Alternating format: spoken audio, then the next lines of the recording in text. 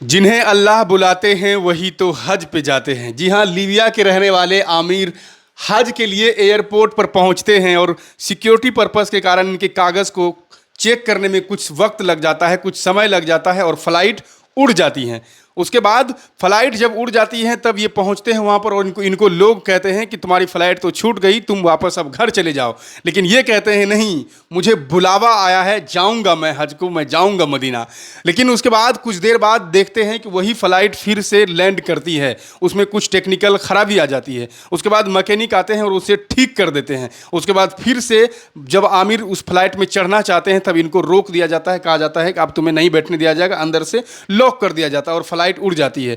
फिर कुछ दूर जाते हैं, फ्लाइट कुछ दूर जाते हैं, वही वक्त उसमें भी कुछ फिर से टेक्निकल इशू आ जाता है और फिर से उसी एयरपोर्ट पर फ्लाइट को लैंड किया जाता है। जैसे ही आमिर जाते हैं चढ़ने के लिए, फिर से इनको मना कर दिया जाता है। फिर लोग वहां पर कहने लगते हैं तुम घर चले जाओ, तुम्हें अब नहीं लेकर जाएंगे, तुम्हारा मदीना जाना तय नहीं है, तुम्हें बुलावा नहीं आया है। लेकिन ये कहते हैं नहीं, मुझे बुलावा आया है, मैं तो जाऊंगा।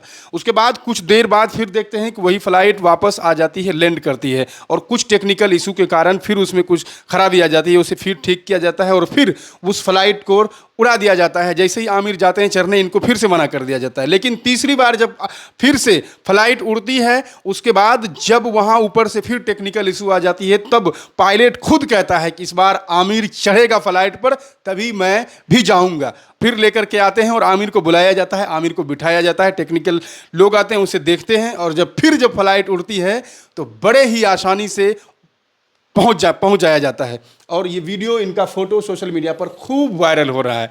इसीलिए कहते हैं कि जिन्हें बुलावा आता है वही मदीना जाते हैं।